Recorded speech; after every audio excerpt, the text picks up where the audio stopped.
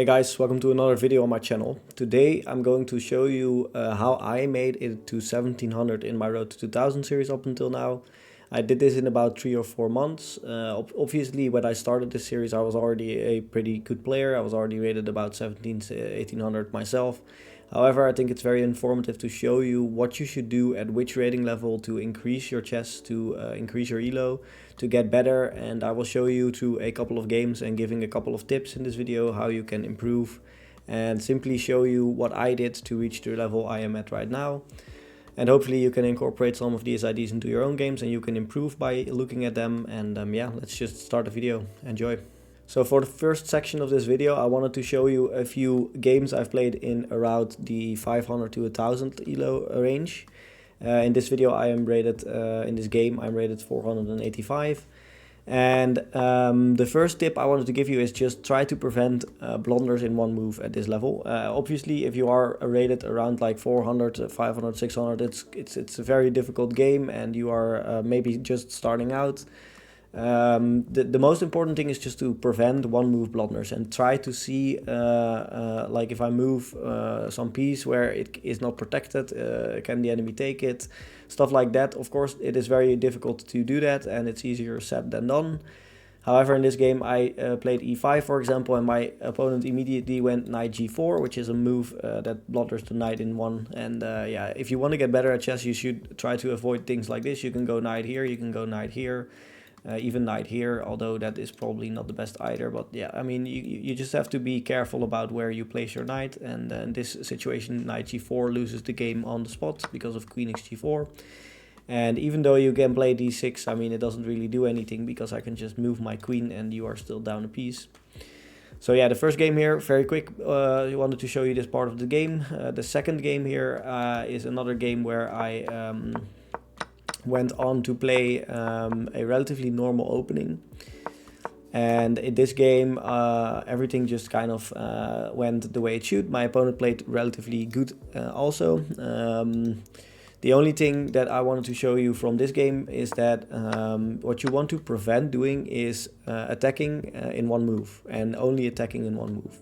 So for example here my opponent played bishop b5, which is not a bad move, not at all. I mean, computer says it's a good move, it's fine. However, the point is, it doesn't really accomplish anything.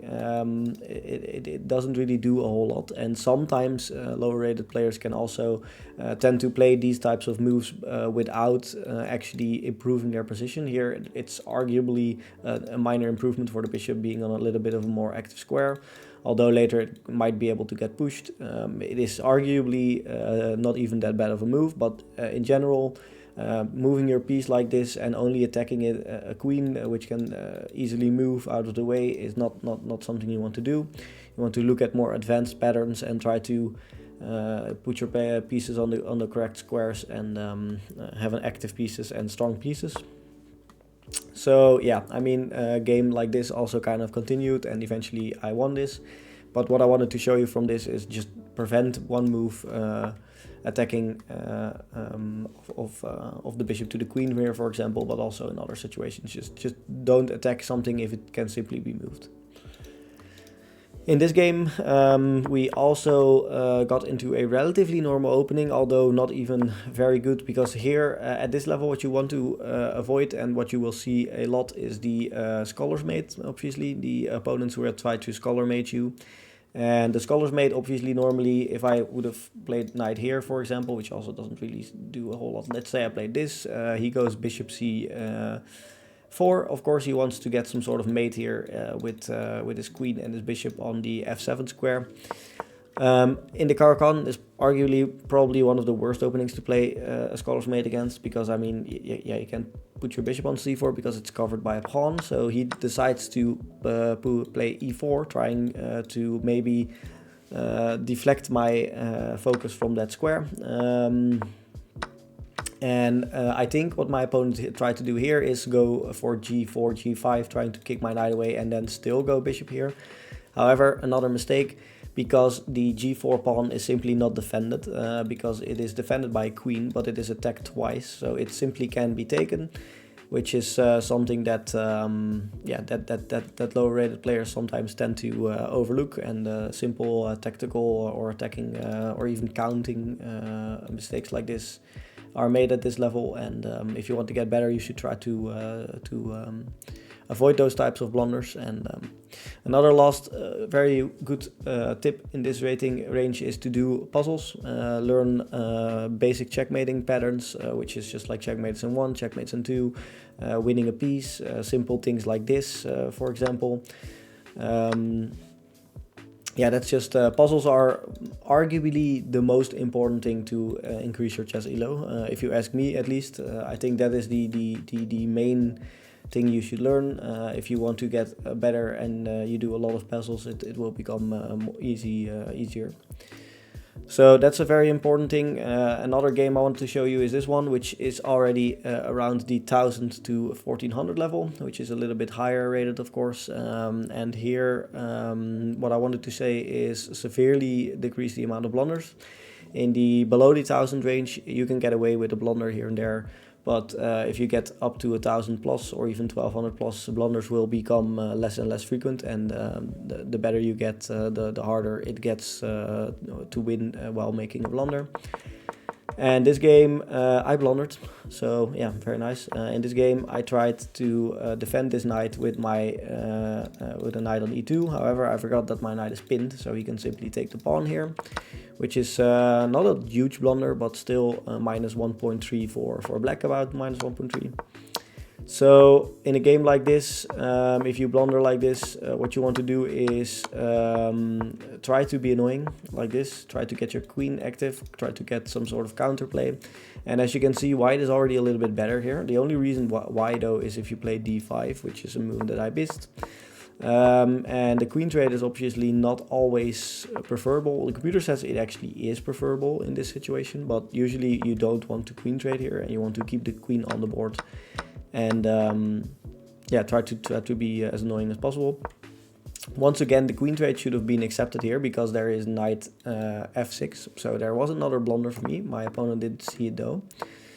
And in a few moves here, you will see that the opponent made a critical blunder too, which is gonna win me the game, which is a move that happened here. This is already a blunder.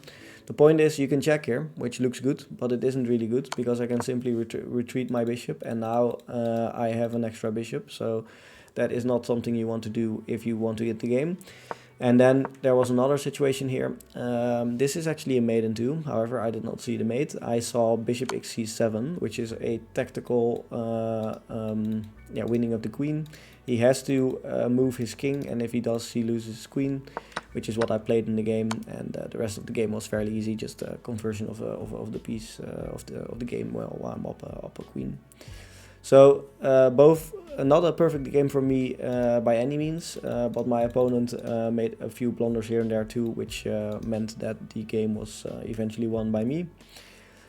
And in the next game, I wanted to show you also a tactical, nice little tactical trick here, something that you will learn to recognize if you do a lot of puzzles, of course. So in this game, got out of the opening quite normally, a little bit better for black, which is nice, of course. And that's also a thing. I mean, at this point, you should know basic openings, basic ideas of the openings.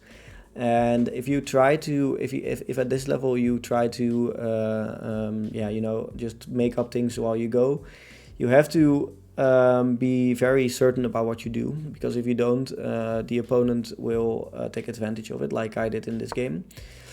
And bishop d6 was played, here queen e3 was played.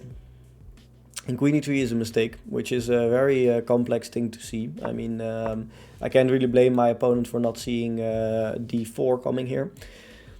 The point of d4 is, if you take this, there is bishop g3, which is a discovered check, of course. You can interpose, but you lose your queen, and you can take, but you also lose your queen. So the point is, after d4 you can't even accept this. You have to simply retreat, and after retreating you have to give up the knight, which is the best thing you can do if you are white. And tactical ideas like this are of course very hard to spot and very difficult to see. However, as soon as you get better, you will have to learn how to recognize this, because if you are a player around like 17, 1800, you should already realize that queen e3 here is bad. And the reason why is because of d4. And yeah, you should, I mean, it's very difficult to see those things, of course, especially if you are a beginner. Yeah, however, those kind of things are going to win you the games, and maybe this, I mean, d4 is arguably a tactical move for maybe even around like 1400, 1500 plus. So between 1000 and 1400, I don't think you have to take these types of moves into account. However,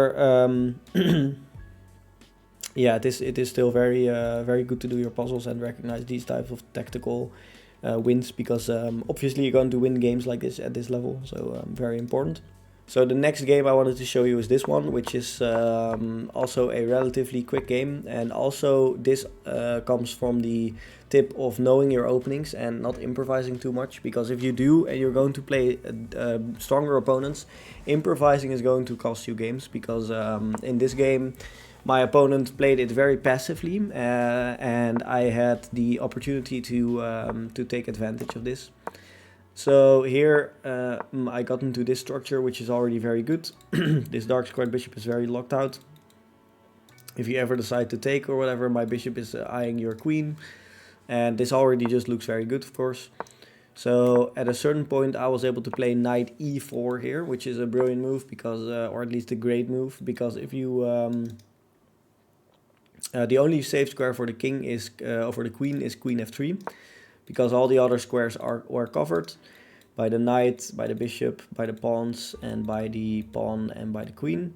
So the only move is here, and then there's simply a fork, which is yeah, already very very difficult to play this as white, because you're already completely pushed into the corner, and yeah, trying to find the best squares for your pieces is very important. Finding knight moves like this is very important. It's all about tactics. It's all about finding the best moves and seeing why a move is good, because there are certain things that come from certain moves that your opponent plays. Which is also, I mean, you have to be able to realize what your opponent is probably going to play next, and you have to be able to anticipate onto that. And that is why if you look at this position and you think, okay, knight e4 is working, because after knight e4 he has to go to queen f3, and then you can take, and then it's a fork. You have to just calculate in your head, if you go here, he has to go here, I can take, you know, it's all about calculation, and puzzles help train your calculation skills, of course, so that's very important. And another thing at the 1000 to 1400 rating is obviously decrease amount of blunders, learn the basics of an opening, try not to get into these types of positions as white, and do a lot of puzzles. And there was one more game in the 1000 to 1400 range, which is this one, which also showed a very nice win here tactically. This game had a few different ideas behind it. Here I was able to take, and after going bishop e6 I was able to go knight c7, which is a crazy move. It looks like it is almost a free knight, but it is not. And the reason why it's not, and that's also just tactics, is because after taking and taking you can't take back, because you get mated, or at least, I think, I don't know, is it mate? I think it's not mate, but it's almost mate, because there's this, and this, and this. So something like that. I mean, there are multiple moves here which would probably work, but the idea, of course, is that after knight here and after taking the bishop, you can take back. That's the point. That is why this whole sequence worked. And yeah, I mean, in a position like this, seeing a move like knight c7 is just, I mean, obviously one of the things you should also do is focus on the pieces that are attacking. So obviously these pieces, like the ideas in this position are obviously to go and attack the f7 pawn with your queen, deliver a checkmate. If this bishop wasn't here, there was a checkmate. So there are multiple ideas that you have to see, and that's why if you train your chess skills and train your calculation, you can see that moves like this, and this, and this all come from the queen being stacked together with the rook with like this battery here. That is the point why this whole sequence works. And you have to calculate, if I could take here, it would be very good, because of course it is unprotected and the battery is here. So yeah, very important things, of course, to be able to see through the fog and focus on your attacking pieces. Focus on the things your enemy, your opponent can do if you play a certain move. Look at what you are threatening, and yeah, combine that with tactics, and you will be on your way to the 1500s. And let's see, in the last game, this is not the last game, in this game I wanted to show you another nice tactical win here. Yeah, this game is all about the end game here, which is something that is very important if you get to 1400 or more rated. With the 1400 to 1700 rating bracket, you should definitely already know one or two openings completely as white. You should know the ideas, you should know how they should be executed, you should know what are certain traps and how to prevent them. And another thing you should know is obviously endgames, opposition. You should know how to win famous endgames, or at least a few. And if you encounter them in your games, you should be able to anticipate onto that. And here in this game, it was all about the end game. We got into a fairly equal position here, with not a whole lot of things to do for both sides. And yeah, one of the things that I got going for me here, if you can see, like I think in like this position, it is completely equal, 0 minus 0.1. So black and white are 2 for 2. However, if you go on a few moves, you can already see that black is 2.6 minus 2.6 here, because this pawn is going to fall, and as you can see, it is already becoming very tricky. So yeah, that's something you can learn from, because of course what you want to do is be as resilient as possible and be as strong as possible. And in an end game, you want to, of course, also, and end games are very complex, maybe even one of the most complex parts of the chess game. I mean, the middle game, of course, is also open to a lot of complexity and tactics, but the end games are definitely not to be underestimated, because they are very difficult to master. And yeah, most of the things what you want to do here is just activate your rook. This rook is very active. Look at this rook. There is such a contrast between his rook and my rook, which is the most important thing. I mean, here his rook is just very, very bad. And although b3 is not the best move here, it is still playable, and I got into a little bit of trouble here, but at a certain point I was able to put my pieces on the right squares again, with this whole protecting everything with the bishop kind of setup, and I was able to reroute my rook. So I was able to get my pawns rolling, and as soon as my pawns were rolling, it was all over, of course. So yeah, endgames are obviously very difficult, and here I could even sacrifice because I have an extra pawn. Yeah, endgames are very important, very difficult, but you should know how to place your pieces on the correct squares and survive the opponent's threats like I did in this game, and promote your own pawn. And the last game is another one where I got into a very nice Vienna here. This whole structure is very much known, the copycat variation. Normally what they do here is queen f2, you go king d1, there's no mate because of the bishop, so what they should do here is play king f8. I've played now, I think, like 130 games or something, 140 games in my Road to 2000 series, and I have yet to encounter king f8, so that says a lot about how difficult that move is to find. Usually what they play here is knight here, which is bad.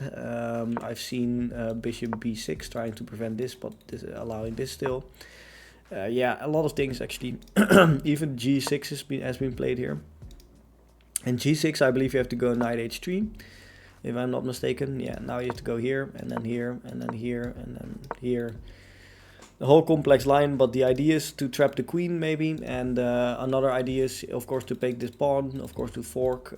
Yeah, a lot of ideas in this position. However, yeah, obviously that's one of the things that you should know. You should master an opening, know certain lines, know how to be tricky, know how to surprise your opponent, and yeah, other things are end games of course, and at last, I mean, a lot of puzzles. You have to be able to do a lot of puzzles at this level. And that way you are going to get to 1600 relatively quick and relatively good. So one last bonus video I wanted to show you, one last bonus game is this one, which is not out of my channel yet, but is going to be revealed in one of the Road to 2000 series episodes in the future. And this starts with e4, e5, all relatively normal. This is another Vienna. Another move besides bishop c5, which you saw in the last game, is knight f6, which is a lot more solid and a lot more difficult to play. We got into a fairly equal position. And at a certain point my opponent castled long, which is a minor mistake because I can play b5. And I just want to open up things here and get my queen in. I have this open file if he takes, so that's all very nice. My opponent plays bishop or knight h5, and I play bishop a6, which is the best move. Here he played b5, which is not the best move, because after b5 I can take with the knight, I can also take with the bishop, it doesn't really matter.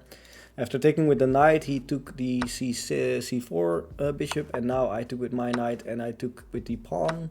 And in this position there are a few ideas here. The king is almost cut off, which is very nice, so if I could get a rook here it would be very good.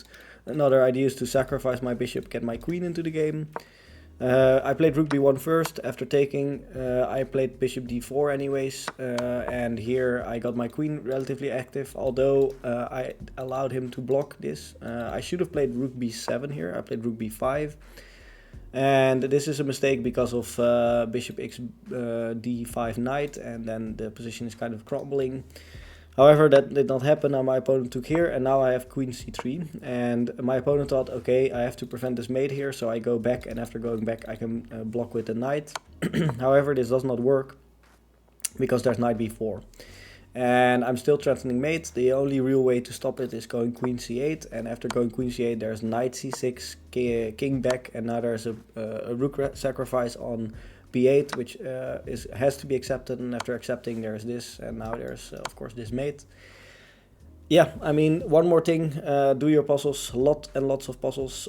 This is only, these patterns are only gonna be recognized if you do a lot of puzzles, and if you see a lot of different ideas like this in a position.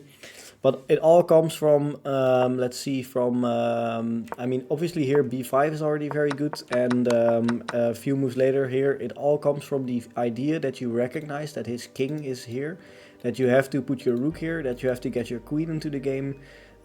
Obviously the execution wasn't perfect from my side. I mean, there were better things. I shouldn't have played d4 immediately, and I definitely shouldn't have played rook b5 here, should have played rook b7. So there are definitely better ideas and better ways to proceed in the game. However, I think the most important thing here is to realize why bishop sacrifice like this work, because it works because his king is an awkward square. If he for example takes this, there's already like, I think like queen d3 might be the best move here, to go for like something like this. The point is, it gets very difficult. Queen d3 might be the best move, might not be. Yeah, it's the best move. If you take this, there's like this or something. Maybe this gets into a mate. There's also knight b4 apparently. The point is, yeah, I mean, the point is you have to recognize why a certain thing is good, because his king is gonna be mated soon, and yeah. Hopefully these tips have been helpful, and see you guys in the next one. Bye.